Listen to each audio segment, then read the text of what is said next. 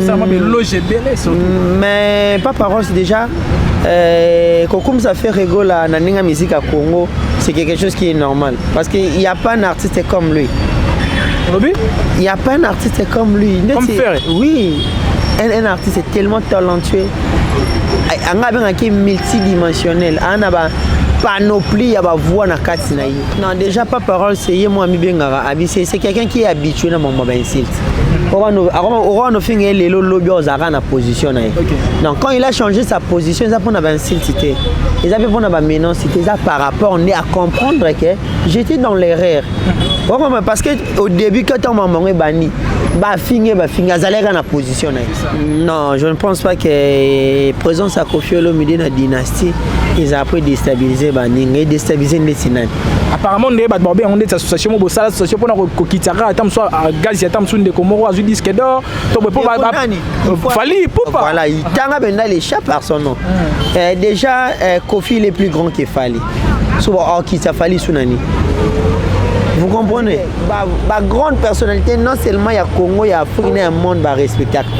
Mon Facebook Meta, Mark Zuckerberg, aux États-Unis, vous aussi les documentaires à Kinshasa. Imaginez ce que grandeur à Bongo. Payons aussi à Bongo, vous en avez un minimum de respect. Au moins, le respect quota. Oye, tout y bateau, je dis que dans la Snap, nous les félicitons, nous les encourageons. C'est une fierté pour la République du Congo parce que SNEP n'est pas une institution Yamouki. C'est une institution Yamounene. Quand SNEP te reconnaît avoir vendu plus de 50 000 exemplaires, c'est que l'album non est traversé qui va frontière. Et Simba qui m'a cam. Donc félicitations à Bango, courage et puis l'artiste congolais au plus affilié à SNEP. Ceux qui vont take plus de 50 000 exemplaires, c'est possible les basois disque d'or. Déjà, quand il faisait l'histoire à bateau Bassana Mboko, je crois que c'est une erreur. Bon, il façon par rapport à quoi? Et Tika a toujours une histoire à Yamboka Oyo. Où est son disque d'or, il soit Fali. Kofi Olomide soit disque d'or, il soit Fali. Comment il s'appelle encore? Ou JBM Piana, soit disque d'or, il soit Fali. Voir, il y a mon peu Fali. Na droit chez moi un disque d'or. Si on comprendre ce que ici na évoqué que non disque d'or et puis ça me selon maison. Pas de ça disque d'or ana et beau musique. Maison à David Monceau. Tant a peut-être plus de 50 000 exemplaires na droit chez moi. On comprend mon bon de Kindar. Ils a Bongo. Fais rigoler tant à plus de 50 000 exemplaires na qui est derrière toi. BRTV Production puis va dire c'est na faire rigoler disque d'or. Chaque jour, il disque d'or et puis ça m'a selon la maison de production, na maison vous a affilié. Les artistes vous a rappelé au soutenir il y a un qui n'a place pour critiquer disque d'or parce qu'ils ont marqué qui à Madé.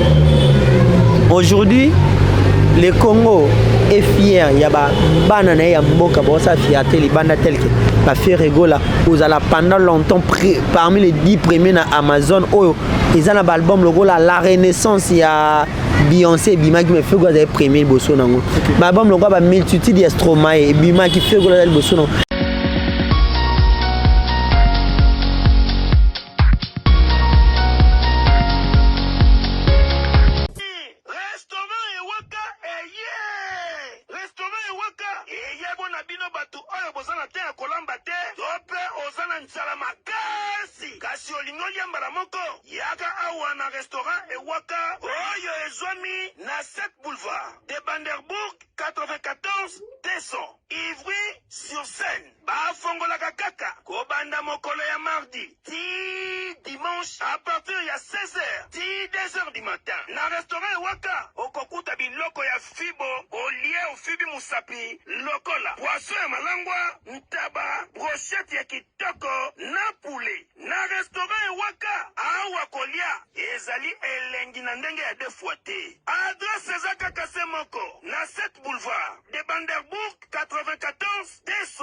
Voilà, bonjour tout le monde, bonjour chers internautes, c'est bien moi, votre Kevin Mohamed Saïdi. Ça a toujours été un réel plaisir pour moi de vous savoir, tellement nombreux qui nous suivent en net. Moi, merci déjà à nos fidèles partenaires, merci à Massolia Banakin, merci à Congo, il y a KC News, merci à 100% Polémique et merci à Gilles des Stars Congolais, Wana Bandeko Basungara, vraiment Moussalo et Kende Liboso. Déjà, vu particulièrement, je dois dire un grand merci au boss Gérard Simboni depuis les ISA et merci à Madame Karine Kololo Moni, merci à Bandeko, nous avons réitéré confiance, paix, fidélité dans Moussala Otusalaka et merci Lissou Suna Gloire Koulenduka derrière la caméra. Et merci à Naomi Yaba déjà bon retour à Kinshasa et Tozawana pour nous resala toujours Moussa et Tomesana le autre reçoit la plus Maramotani Ferregola j'ai des nuances en même temps tu reçois la plus aux actualités musicales Yambo Ganabiso déjà Otoyebi qui est Dynastie volume 1 ils allaient la marché en même temps teaser il y a volume 2 ils allaient toujours comme Merabiso en même temps tu as comme on a élément ils allaient que ça Ferregola toujours en train de travailler toujours dans Katia studio Kobongisa ils allaient ma bombe mitope ils allaient plus surprise ils allaient dans Katia Dynastie tu as qui est soleil wanga ici pour ça ali moko na kati ya latino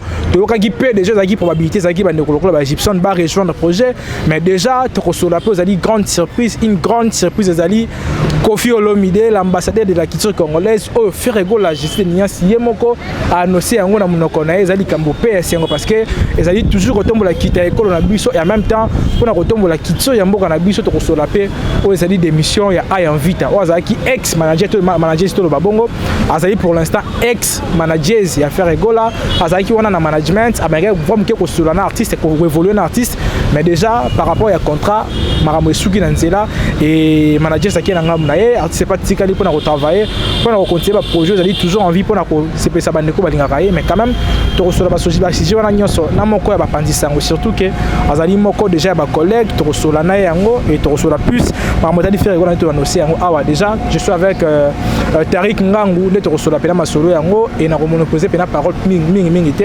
déjà na zoakaye déjà à qui je dis déjà bonjour Tariq Ngangu.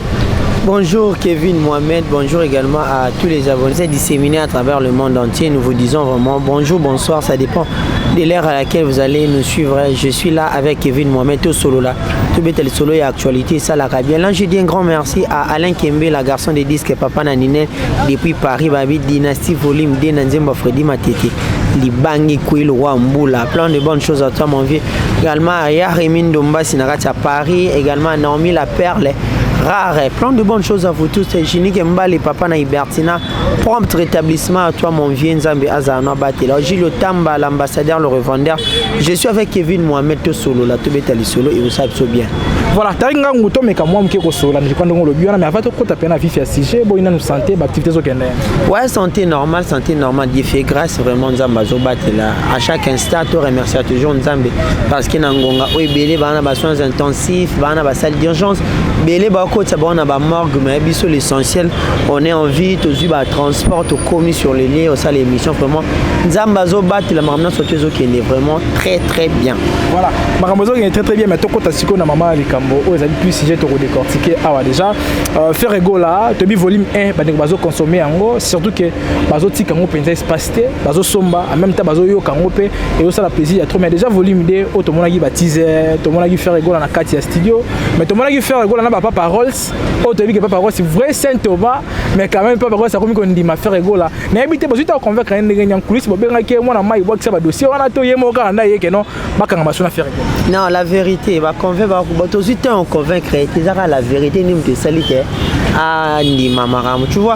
Et le la vérité n'a raison, ils ont raté. Okay. C'était rien que la vérité. Il a compris que Ferrego était réellement en prison. À un numéro d'écrou, le numéro d'écrou dans ma liberté.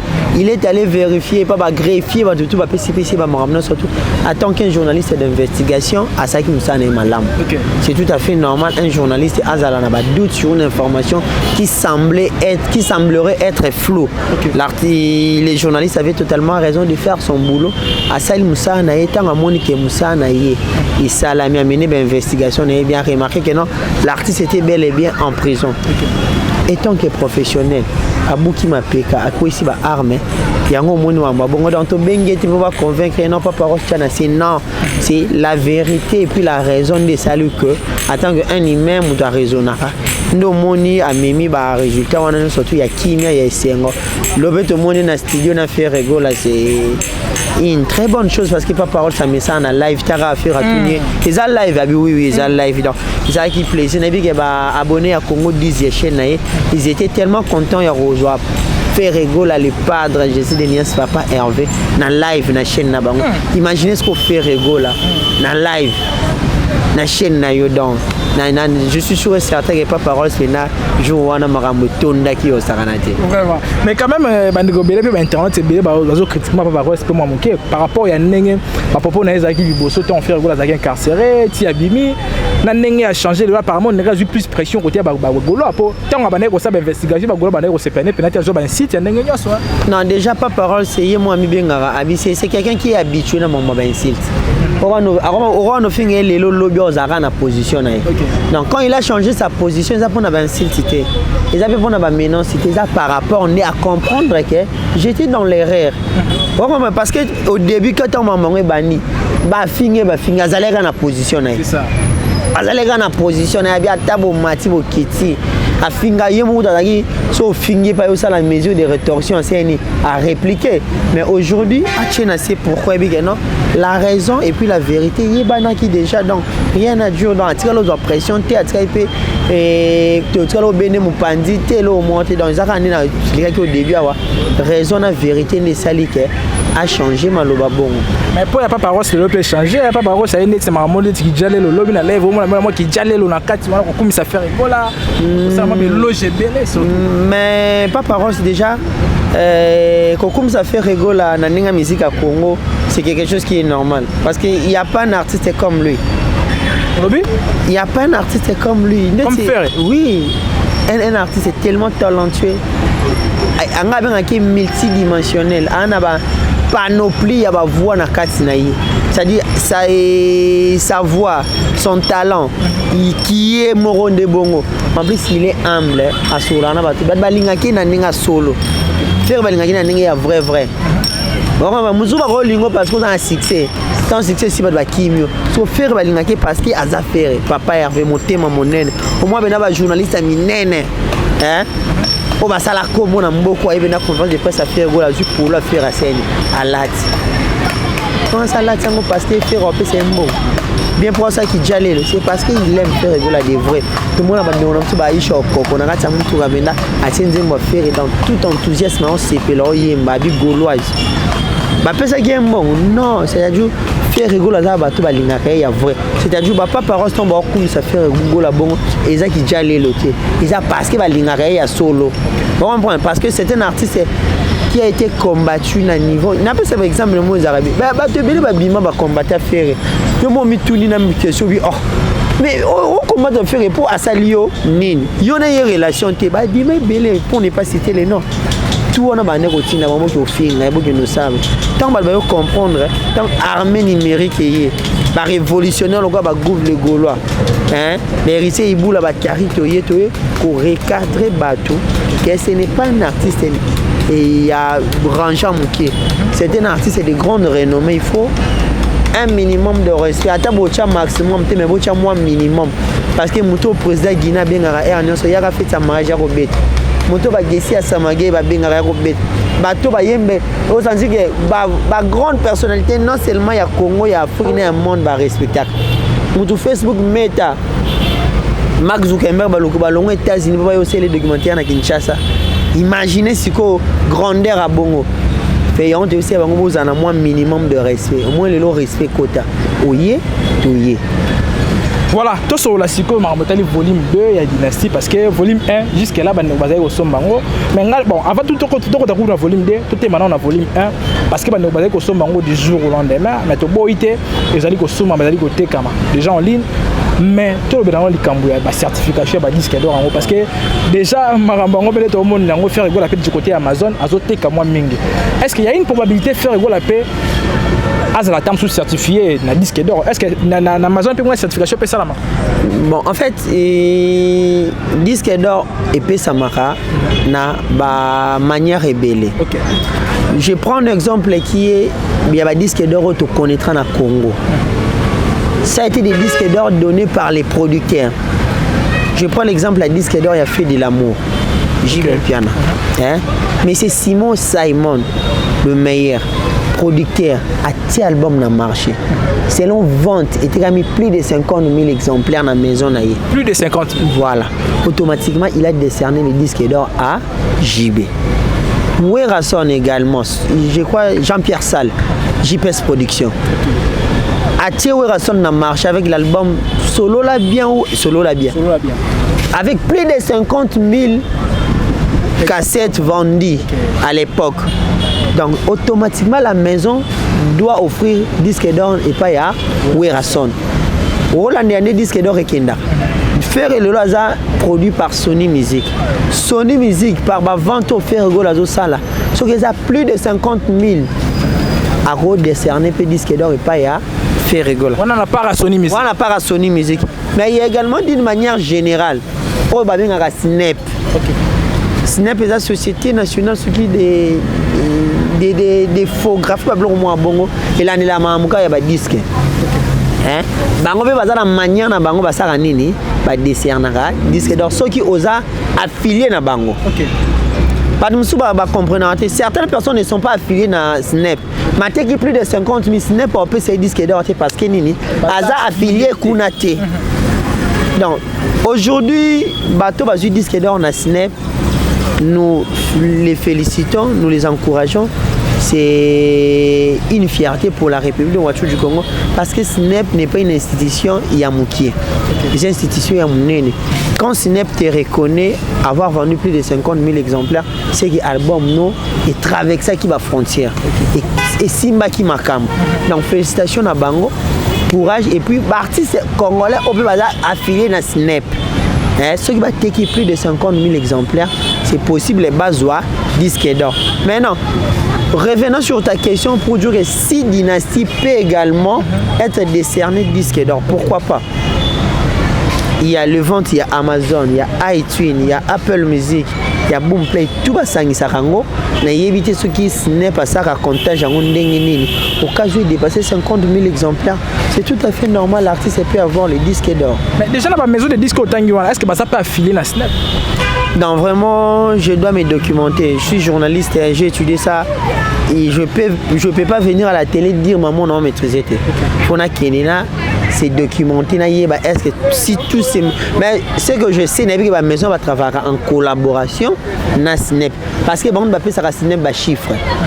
Pour comprendre, tel artiste a été qui boy. Je prends un exemple.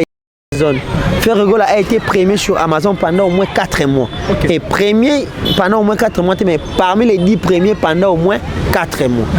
Bah vente on a tout. Amazon a transféré on a ba Snap, na ba maison et dersenara batuba, disque d'or, ba disque de diamant, ba single d'or, ba disque de platine.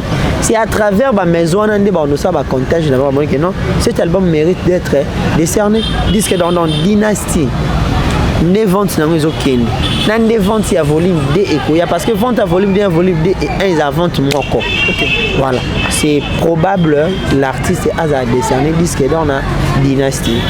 Voilà déjà ma meilleure réponse au PCB mais toute façon pour ça nous par rapport il y a bateau bazo critiquer peut disque d'or le fallait azui oh lelo non seulement fallait azali seul artiste congolais oh azali ba plus basé na Kinshasa oh azui disque d'or oh azali certifié en même temps na partie maison mener le rôle à Snap.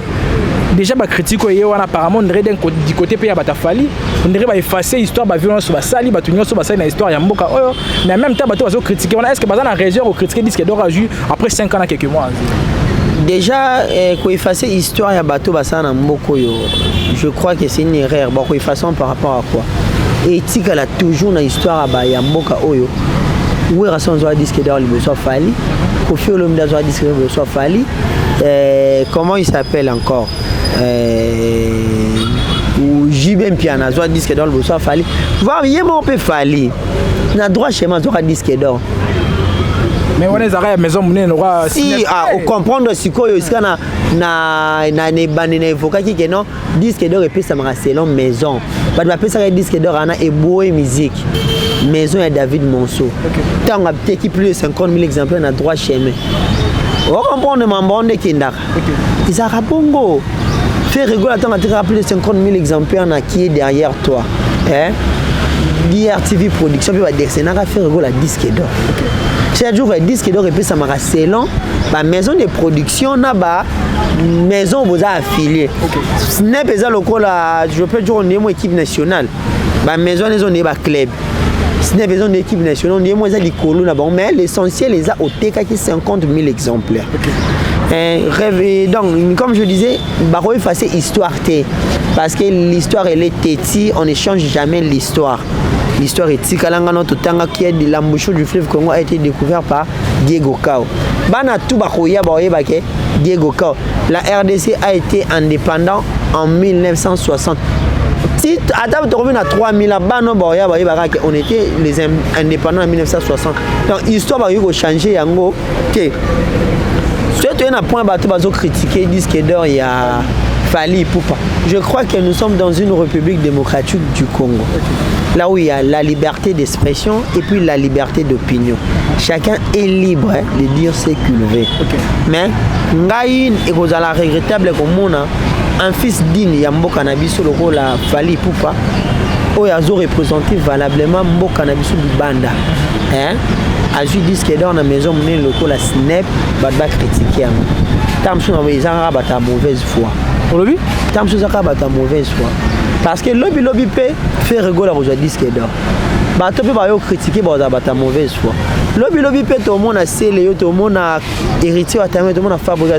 Pour Dieu, c'est le Congo qui gagne. Hein? Et bato va permettre à l'artiste. Hein?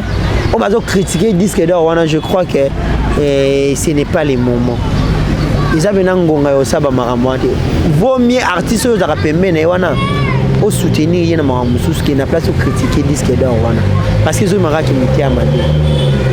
Aujourd'hui, le Congo est fier. Il y a banana ya mboka bossa fierté les bandes telles que va faire rigoler. Vous allez pendant longtemps parmi les 10 premiers na Amazon. Oh, ils ont un album logo la Renaissance il y a Beyoncé Bima qui me fait goûter premier bosso nango. Album logo ba multitude de Stromae Bima qui fait goûter le bosso nango. Tal album ba africain ko kolobati. Mboka ils ont besoin ko fula ko pesa on na bata bongo. Na bato ko ba Fally Ipupa. Na bato ko ba Inos Bi, bato ko ba héritier Watanabe, ba maestro Fabregas. Ba Patrick Beckham. Pourquoi pas la jeunesse également, hein? Dans tout tika molimo ya. Oh ya Azubo yo critiquer, oh ya Sali yo critiquer, ça nous amène à rien. Ça n'a comme évolution de la musique na elo côté. C'est un grand plaisir que moi na ba misi mboka na biso basangani pona on est un peu culture en Mboka et c'est ça. Voilà, mais parlons un peu de ces grandes surprises aux Ezali, cette grande surprise des alliés, plus déjà dans le projet Dynastie volume 2 au Kofi Olomide za papa le rôle là papa nyoso bazala kati ya musique ya Congo mais a rosala pe na kati ya kocha moi composer moi Pierre na kati ya projet wana déjà vous allez au moins ya bien ou bien vous appelez au moins pour déstabiliser bande comme sous baza permet pour retourner la musique.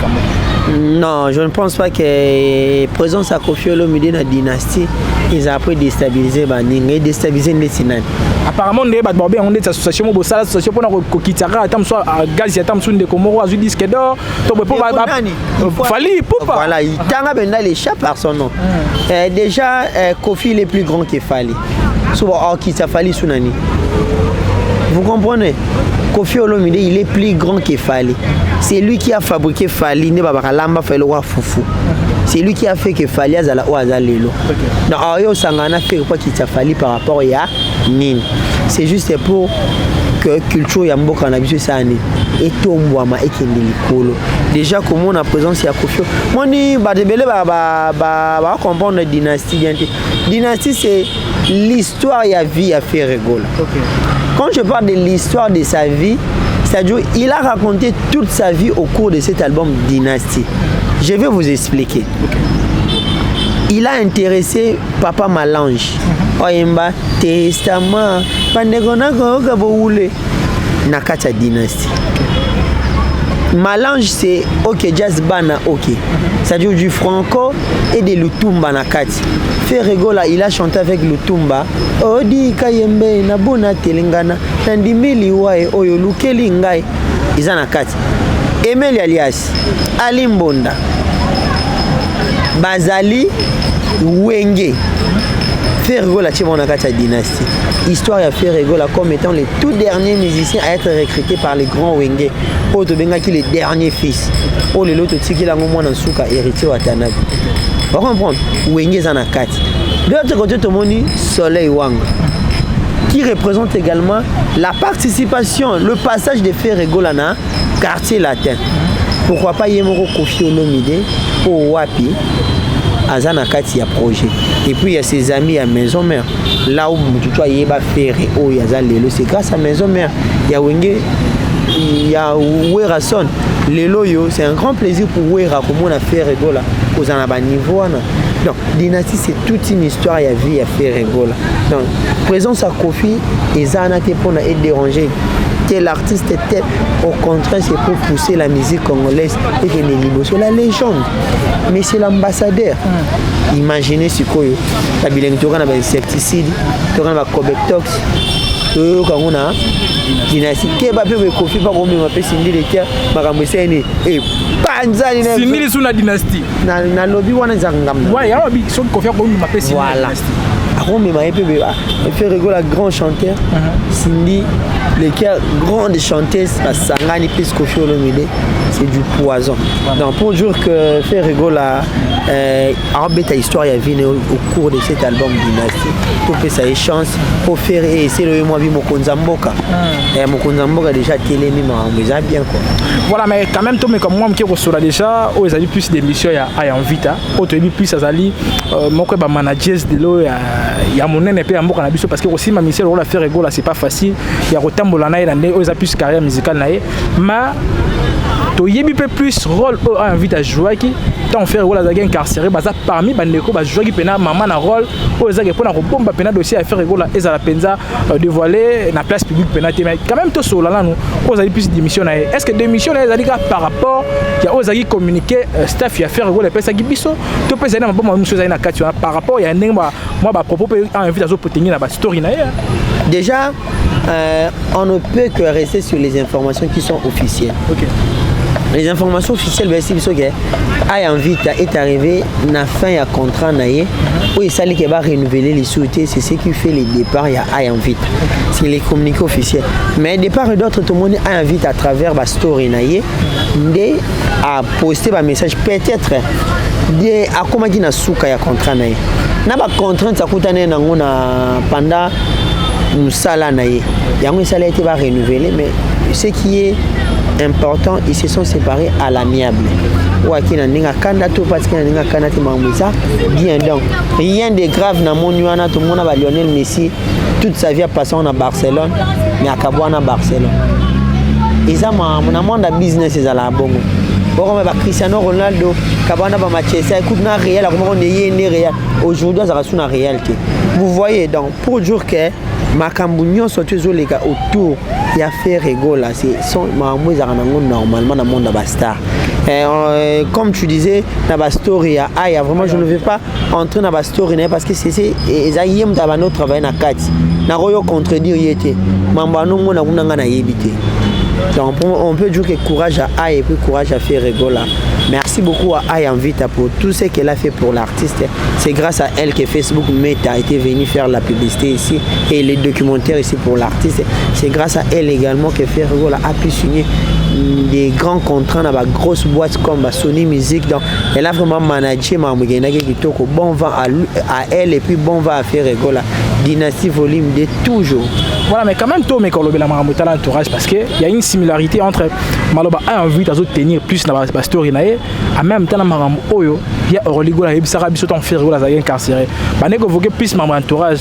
Est-ce qu'il faut affirmer le tour et affirmer le lot que Ferro a bien entouré?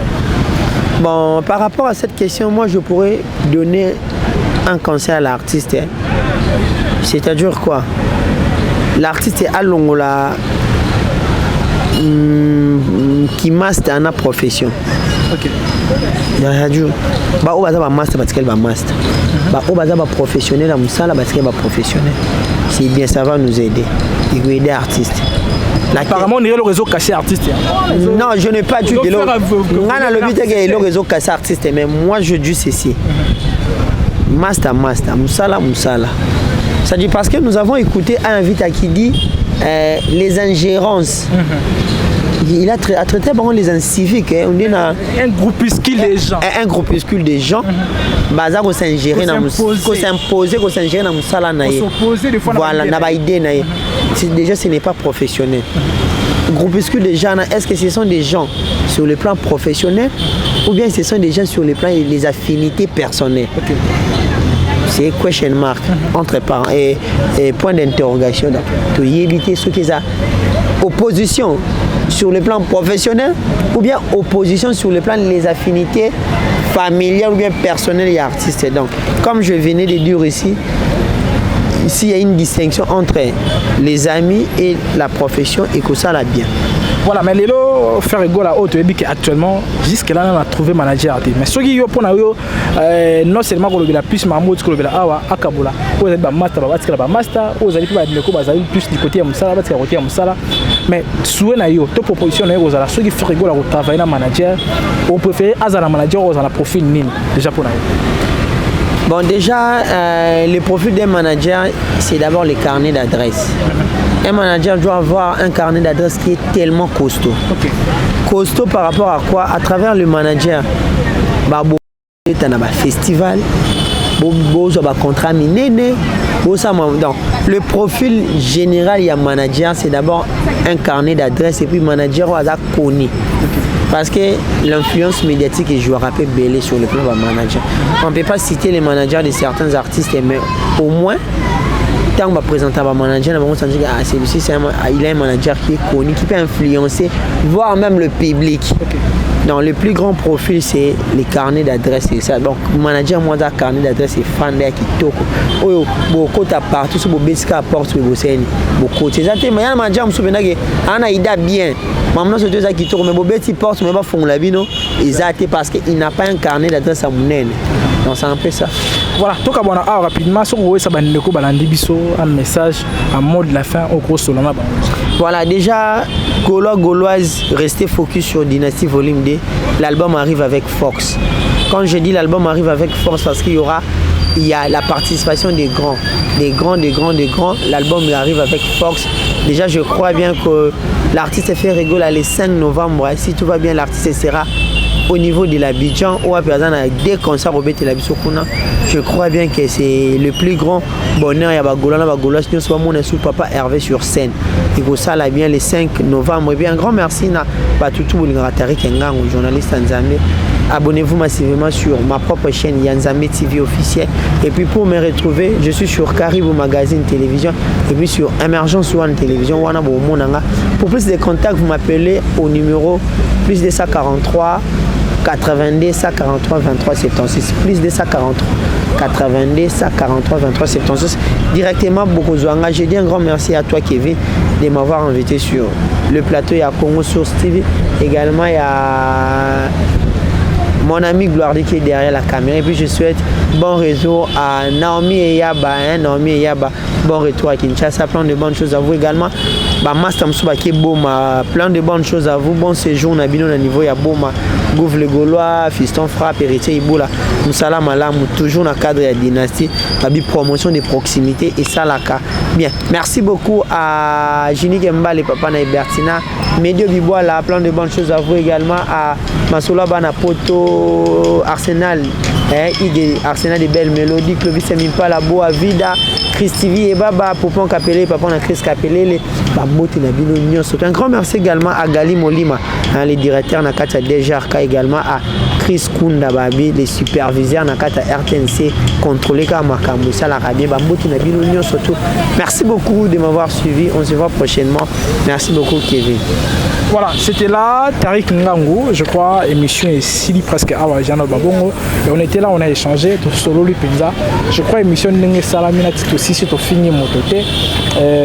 Puis c'est ça qui analyse normal, on a échangé, tout solo lui penza na boké bignon. Je dis déjà un grand merci na bandeko bazuli bako Rolanda Biso. Merci à Gloire Koulenduka derrière la caméra, merci na bandeko Bakolanda Biso de partout où vous êtes. Merci au boss Gérard Simboni, merci à madame Karine Kolo Mboni. Merci na bandeko Bazali Banda, merci à Dachumba de Théa Papa na Melina, merci à Djongo Daimian Douzo Humble, t'es avantagé, merci à Francis Mavimpi, salut le Meka Coiffure, et merci à bandeko Yaebele Bazola de partout, merci à 100% polémique, merci à Congo Yakesi News et merci à 100% et puis Thomas Solo Yabanakil et merci à Nabino sur le bon Nimba la Sima avec un nouveau numéro et d'ici là portez-vous bien, bye bye.